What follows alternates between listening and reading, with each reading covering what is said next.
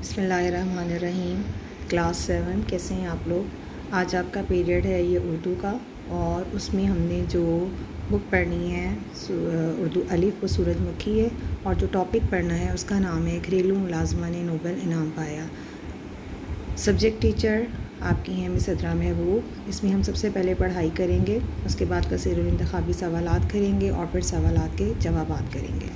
گھریلو ملازمہ نے نوبل انعام پایا۔ ٹاپک شروع کرنے سے پہلے میں آپ کو بتا دوں، ہمارا یونٹ نمبر 2 شروع ہونے جا رہا ہے، جس کا موضوع ہے ہم با ہمت ہیں۔ اس یونٹ میں ہم جتنے بھی سبق پڑھیں گے ان سب اسباق کے اندر کسی بھی انسان کی سٹوری ہوگی، کسی نہ کسی کی سٹوری ہوگی، اور اس کی زندگی کے بارے میں جو بتایا جائے گا کہ کس طرح سے مشکلات کے ساتھ، کس طرح استقامت کے ساتھ انہوں نے اپنی زندگی میں کامیابیاں پائی ہیں۔ ٹھیک ہے، یہاں پر بھی اس میں گھریلو ملازمہ نے نوبل انعام پایا، ہم ایک ایسی بچی کی سٹوری پڑھیں گے۔ آپ کو ٹائٹل سے ہی پتہ چل گیا ہوگا، ملازمہ۔ اور نوبل انعام جو کہ ایسا انعام ہوتا ہے جو آل اوور دا ورلڈ دیا جاتا ہے، اور جس کا فائدہ جو ہے وہ تمام دنیا کے لوگوں کو ملتا ہے، کسی ایک ملک کے لیے نہیں ہوتا ہے۔ ٹھیک ہے، اس کی ہم ریڈنگ شروع کرتے ہیں۔ جب تک آپ کو پتہ ہے ہم پڑھائی نہیں کرتے ہیں تب تک ہمیں سبق کی سمجھ نہیں آتی، نہ ہم سوال و جواب کر سکتے ہیں اور نہ کثیر الانتخابی سوالات کر سکتے ہیں۔ کوئی بھی ایکسرسائز سے ریلیونٹ کوسچن ہو، وہ جب تک آپ اس کی ریڈنگ نہیں کریں گے آپ کو سمجھ نہیں آئے گا۔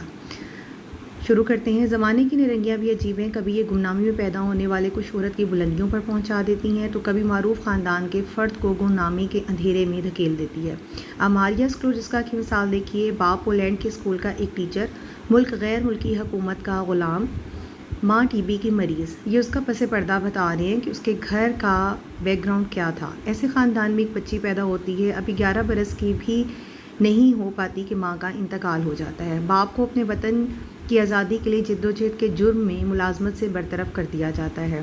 ایک بہن ٹائیفائڈ کے مرض میں مبتلا ہو کر موت کا لقمہ بن جاتی ہے، مطلب موت پا جاتی ہے۔ حکمراں قوم نے عورتوں کی تعلیم پر پابندی لگا رکھی ہے۔ یہ اس وقت کے اس ملک کے حالات بتا رہے ہیں پولینڈ کے، کہ جب وہاں پر یہ ساری مشکلات چل رہی تھیں۔ مشکلات کے ان پہاڑوں کے سامنے اچھوں کی ہمت جواب دے جاتی، لیکن ماریا ایک عام لڑکی کب تھی؟ اسے تو دشواریوں سے ہار مان لینے کی بجائے ان کا مقابلہ کر کے ہی خوشی ہوتی تھی۔ ہم وطنوں کی حمایت پر باپ کا جو انجام ہوا اور وہ اس کے سامنے تھا، لیکن خوفزدہ ہونے کی بجائے اس نے چھپ کر گاؤں کے بچوں کو پڑھانا شروع کر دیا۔ آپ نے پیچھے پڑھا ہے نا کہ حکمران جو تھے انہوں نے پابندی لگائی ہوئی تھی کہ عورتیں تعلیم حاصل نہیں کر سکتی ہیں، لیکن ماریا نے کیا کیا؟ اس کی بڑی بہن برونیا کی خواہش تھی کہ وہ ڈاکٹر بنے۔ پولینڈ میں رہ کر ڈاکٹر بننا تو درکنار اعلیٰ تعلیم حاصل کرنا ہی ناممکن تھا۔ خواہش کو پورا ہونے کا ایک ہی راستہ تھا، اس خواہش کو پورا کرنے کا۔ وہ کیا تھا کہ فرانس کا سفر۔ وہ وہاں سے اس ملک سے کسی اور ملک میں چلی جاتی۔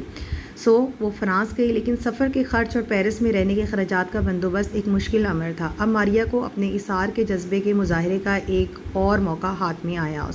اس نے بہن کو فرانس بھیجنے اور تعلیمی اخراجات کا بار اٹھانے کی ذمہ داری اپنے سر لے لی۔ اس کام کے لیے اس نے شہر کے کھاتے پیتے خاندان میں بچوں کی دیکھ بھال کے لیے ملازمت کر لی۔ اب آپ کو سمجھ آیا گھریلو ملازمہ کیوں لکھا گیا اوپر؟ البتہ بڑی بہن سے یہ وعدہ لے لیا کہ جب وہ تعلیم مکمل کر لے گی تو ماریا کو فرانس بلا لے گی۔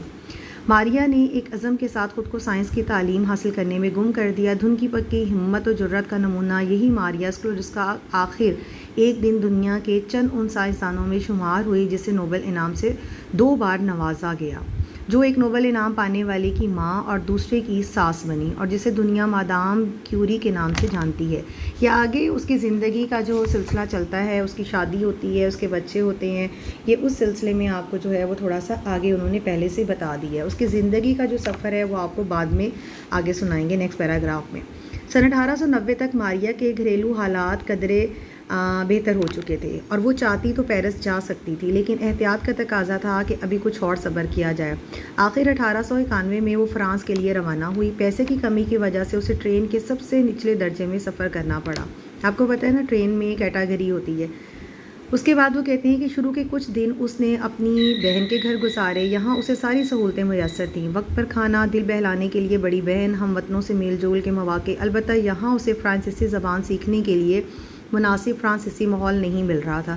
جس بھی ملک میں جانا ہوتا ہے وہیں کی زبان وہاں پر بولی جاتی ہے، اور وہ ضروری ہو جاتی ہے آپ کے لیے سمجھنا۔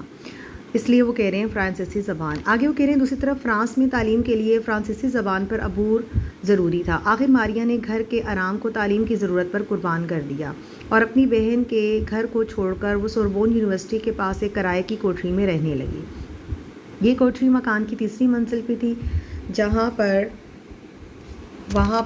پر چڑھنا اور اترنا بہت زیادہ مشکل تھا. پھر کھانے کا جو مناسب بندوبست ہے وہ بھی نہیں تھا. وہ اکثر ماریا کو بھوکا رہ جانا ہی پڑتا تھا، لیکن ان پریشانیوں کے باوجود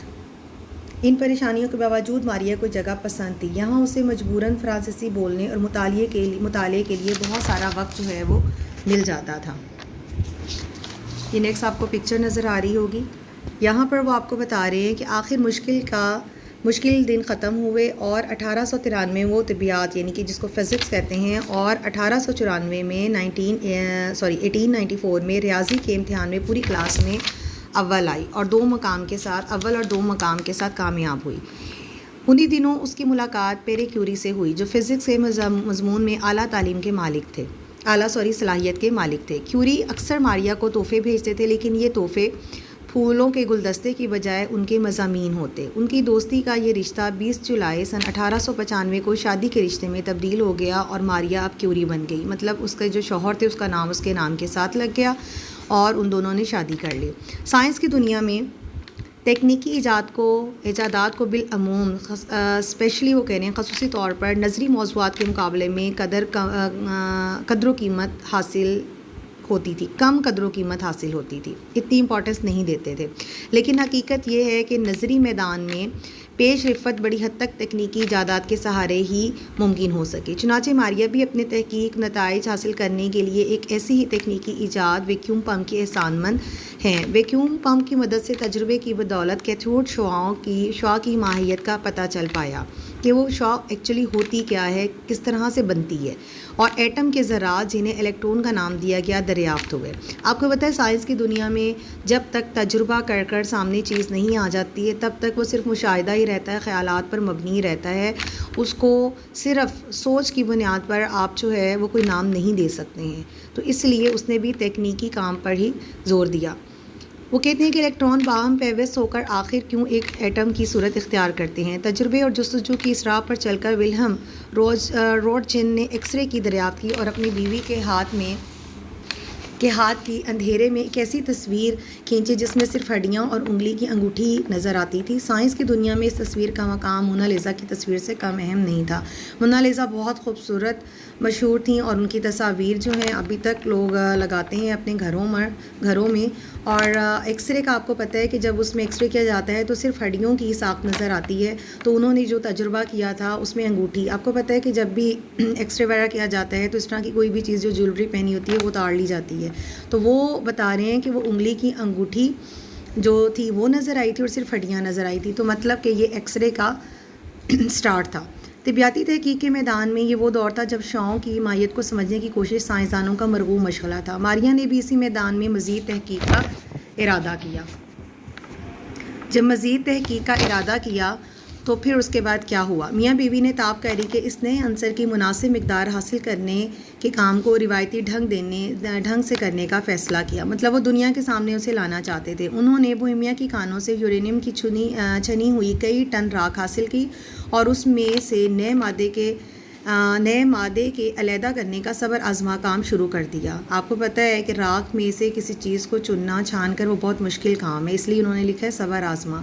اپنے اس کام میں دھن کے پکے یہ دونوں سائنسداں 4 برس تک لگے رہے. اسی دوران ماریا کی بڑی بیٹی ایرین پیدا ہوئی. اپنے تجرباتی کام کو یہ دونوں سائنسدان اپنے مکان کے جو ذاتی مکان تھا اس کے صحن میں ایک شیڈ کے نیچے کرتے تھے، اور یہ شیڈ اتنا خراب تھا کہ اس سے پانی ٹپکتا رہتا تھا. یہ آپ کو ان کی زندگی کی ساتھ مشکلات بتا رہے ہیں. ماریا بالٹی بھر کر راکھ لاتی اور اسے بڑے پتیلے میں پکاتی تھی. پیرے کیوری حاصل شدہ فضلے پر تجربہ کرتے. چھت میں دودھ کش دھواں دان جہاں سے دھواں اوپر نکلتا تھا نہ ہونے کی وجہ سے پکاتے وقت نکلنے والی جو گیس تھی، جب وہ اس پانی کو اس راکھ کو پکاتے تھے تو اس سے جو گیس بنتی تھی وہ ان کے جسم میں داخل ہو رہی تھی، لیکن دونوں اس کے مضر اثرات سے بے خبر تھے. اس گیس کے ذریعے ان کے جسم میں داخل ہونے والی ریڈیو ایکٹیویٹی بڑی حد تک آگے چل کر پیرے کیوری، مادام کیوری اور ان کی بڑی بیٹی ایرین کی موت کا سبب بھی بنی. دوسرے لفظوں میں یہ تینوں افراد سائنسی تحقیق کے شہید کہے جا سکتے ہیں، کیونکہ جب وہ یہ تجربہ کر رہے تھے تب تو ان کو پتہ نہیں تھا نا کہ ان کے ساتھ کیا ہو رہا ہے۔ انہوں نے اپنے تجربات کے نتائج ایک ڈائری میں لکھے ہیں، لیکن واہ رے شوق مشکل کے ان ایام کے بارے میں ان دنوں کے بارے میں مادام کیوری لکھتی ہیں کہ بے سر و سامانی کا یہ دور ان کی زندگی کا سب سے بڑا خوشیوں بھرا دور تھا۔ مطلب جو ان کی زندگی کے سب سے مشکل دن تھے وہ ان کو سب سے زیادہ خوشیوں والے لگ رہے تھے۔ مارچ سن 1902 میں آخر وہ خالص اس مادے کو اتنی مقدار میں علیحدہ کرنے میں کامیاب ہو گئے جس کا ایٹمی وزن معلوم کیا جا سکے۔ یہ وہی مادہ تھا جو آگے چل کر کینسر جیسے موذی مرض کے علاج میں معاون ہوا۔ نوبل کمیٹی نے میاں بیوی کو 1903 میں ان کی اس تحقیق کے لیے نوبل انعام کا مستحق قرار دے دیا۔ ان کی یہ دریافت نظری طبیعیات کے میدان میں ایک سنگ میل ہے۔